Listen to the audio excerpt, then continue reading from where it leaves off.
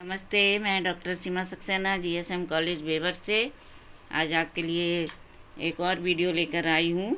जैसा कि मैं आपको पुरुषार्थ का महत्व वगैरह बता रही थी, आज उसी के क्रम में मैं आज आपको अर्थ बताऊंगी। अर्थ का महत्व क्या है।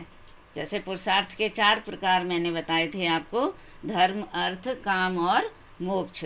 तो आज उसी के क्रम में मैं आपको अर्थ के बारे में बताऊंगी। सबसे पहले मैं थोड़ा सा आपको इसके बारे में बता देती हूँ कि भारतीय दर्शन के अनुसार पुरुषार्थ 4 हैं। भारतीय दर्शन के अनुसार पुरुषार्थ 4 हैं। कौन कौन से? धर्म, अर्थ, काम और मोक्ष। ठीक है। मोक्ष चरम लक्ष्य है। मोक्ष मनुष्य का अंतिम लक्ष्य होता है कि मोक्ष चरम लक्ष्य है। धर्म, अर्थ और काम त्रिवर्ण कहलाते हैं। कौन कौन से 3? धर्म, अर्थ और काम, ये त्रिवर्ण है। और मोक्ष तो अंतिम ध्येय होता है। पुरुषार्थ का अंतिम ध्येय है। मोक्ष की प्राप्ति सबसे एंड में होती है। ये संसार की सत्यता को प्रदर्शित करते हैं। कौन? धर्म, अर्थ और काम त्रिवर्ण कहलाते हैं।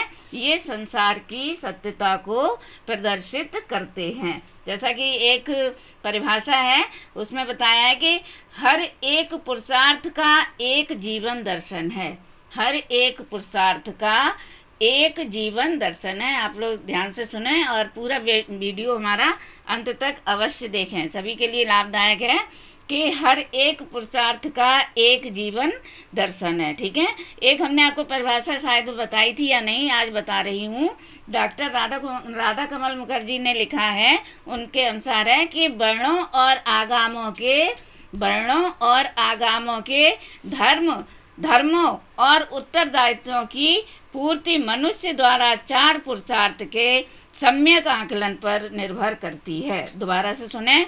वर्णों और आगामों के धर्मों और उत्तरदायित्वों की पूर्ति मनुष्य द्वारा 4 पुरुषार्थ के सम्यक आकलन पर निर्भर करती है। थोड़ी सी आज गले में प्रॉब्लम है हमारे। जीवन के मूल्यों का भारतीय दृष्टि में 4 पुरुषार्थों में समावेश कर दिया गया है। कौन से वो हैं? कि गृहस्थ जीवन के उद्देश्य, अर्थ, काम को और धर्म और मोक्ष के अधीन रखा गया है। गृहस्थ जीवन के उद्देश्य और अर्थ, काम को धर्म और मोक्ष के अधीन रखा गया है। इनमें से अंतिम कौन सा है? मोक्ष। अंतिम ध्येय कौन सा है? मोक्ष। उसी में जीवन के सर्वोच्च और शाश्वत आदर्श की प्राप्ति होती है। ठीक है। ये परिभाषा है राधा कमल मुखर्जी की। ठीक है। अब आ जाइए अर्थ पे। ये तो मैं आपको बता भी चुकी थी, अगर नहीं भी बताया था फिर भी आज मैंने आपको बता दी है। राधा कमल मुखर्जी की परिभाषा अक्सर आ जाती है और कम से कम 2 नंबर की होती है। ये परिभाषा आप अवश्य याद करें। ठीक है। अब अर्थ के बारे में मैं आपको बताऊंगी कि अर्थ का तात्पर्य केवल धन या संपत्ति से नहीं होता है। अर्थ का तात्पर्य केवल धन या संपत्ति से नहीं होता है। ठीक है। बल्कि उन साधनों से होता है जिनकी सहायता से हम अपनी भौतिक आवश्यकताओं की पूर्ति करते हैं। ठीक है। दोबारा आप एक बार और सुने। अर्थ का तात्पर्य केवल धन या संपत्ति से नहीं है, बल्कि उन साधनों से है जिनकी सहायता से हम अपनी भौतिक आवश्यकताओं की पूर्ति करते हैं। ठीक है। भौतिक आवश्यकता, मैंने सबसे पहले आपको समाजशास्त्र का एक टॉपिक बताया था कि भौतिक आवश्यकताएं मनुष्य की कौन सी होती हैं? रोटी, कपड़ा और मकान। सबसे ज्यादा महत्वपूर्ण चीजें मनुष्य के लिए कौन सी हैं? रोटी, कपड़ा और मकान। ठीक है। अर्थ को साध्य नहीं साधन माना जाता है। अर्थ को साध्य नहीं साधन माना जाता है। अर्थार्जन धन सहमत तरीके से होना चाहिए। ठीक है। अर्थार्जन धन सहमत तरीके से होना चाहिए। ये आपका हो गया अर्थ। इसके बारे में थोड़ा सा और बताऊंगी आपको कि अर्थ का महत्व भारतीय जीवन से ही आरंभ हो रहा है। अर्थ का महत्व भारतीय जीवन से ही आरंभ हो रहा है। ठीक है। धर्म का महत्व भारतीय जीवन से ही आरंभ हो रहा है। जैसे ऋग्वेद में अर्थ के लिए राई शब्द का प्रयोग हुआ है। ऋग्वेद में अर्थ के लिए राई शब्द का प्रयोग हुआ है। ऋग्वेद में अनेक स्थानों पर अर्थ की अर्चना भी की गई है। ऋग्वेद में अनेक स्थानों पर अर्थ की अर्चना भी की गई है। देवताओं से धन अन्य भौतिक वस्तुओं की मांग की गई है। ठीक है, देवताओं से क्या मांगा है? भौतिक वस्तुओं की मांग की गई है। उपनिषदों में भी अर्थ की वृद्धि के लिए याचना एवं प्रार्थना की गई है। ठीक है, सबसे महत्वपूर्ण कौन सी चीजें मैं ऊपर बता चुकी हूँ, रोटी और कपड़ा और मकान। ठीक है, ये सब काय में आता है? अर्थ में ही आता है। भौतिक आवश्यकताएं मनुष्य की अर्थ के ही अनुसार होती हैं। याज्ञवल्क्य ने राजा जनक से वाद विवाद प्रतियोगिता में सफलता एवं धन धान्य दोनों की याचना की थी। दोबारा सुने, याज्ञवल्क्य ने, नाम याद कर लें, ये आता है नाम आपकी परीक्षा में। याज्ञवल्क्य ने राजा जनक से वाद विवाद प्रतियोगिता में सफलता एवं धन धान्य दोनों की याचना की थी। जैसा कि महाभारत में लिखा भी है कि धर्म पूर्ण रूपेण संपत्ति एवं धन पर आधारित है।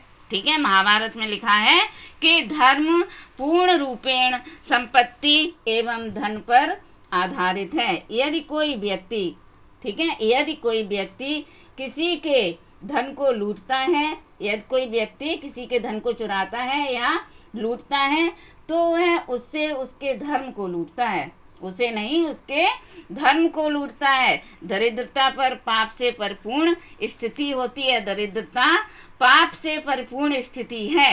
गरीबी जो होती है, दरिद्रता पाप से परिपूर्ण स्थिति होती है। संपत्ति के स्वामित्व से ही सब उत्तम कार्य होते हैं। हमारे पास अगर संपत्ति है तो सभी उत्तम कार्य होते हैं। धर्म के जितने भी उत्तम कार्य हैं हमारी संपत्ति से ही होते हैं। जैसे संपत्ति से ही धार्मिक कार्य संपन्न होते हैं। अगर हमारे पास पैसा है तो हम कुछ ना कुछ कार्य अवश्य कराते रहते हैं। कोई अखंड पाठ कराता है, कोई सुंदर कांड कराता है, कुछ ना कुछ होता किसके जरिए है? धन से। जैसे संपत्ति से ही सारे कार्य संपन्न होते हैं। संपत्ति से ही समस्त आनंद की प्राप्ति होती है। अगर संपत्ति हमारे पास है तो हमें समस्त आनंद की प्राप्ति होती है और स्वर्ग की उपलब्धि भी होती है। संपत्ति से ही हमें स्वर्ग की प्राप्ति भी होती है। ठीक है, संपत्ति से ही संपत्ति बढ़ती है। कहते नहीं हम लोग कि पैसा है तो पैसा पैसा में ही बढ़ता है। ठीक है, संपत्ति से ही संपत्ति बढ़ती है। ठीक है, संपत्ति से ही धार्मिक कार्य होते हैं। आनंद, वासना, साहस, क्रोध और विद्या उत्पन्न होती है। बहुत जरूरी चीज है। क्या है? जैसे संपत्ति से ही धार्मिक कार्य संपन्न होते हैं, संपत्ति से ही समस्त आनंद एवं स्वर्ग की उपलब्धि होती है, संपत्ति से ही संपत्ति बढ़ती है, संपत्ति से ही धार्मिक कार्य, आनंद, वासना, साहस, क्रोध और विद्या उत्पन्न होती है। जिस मनुष्य के पास धन नहीं होता है, ठीक है, जिस मनुष्य के पास धन नहीं होता है वह धार्मिक कार्यों में भी सफल नहीं होता।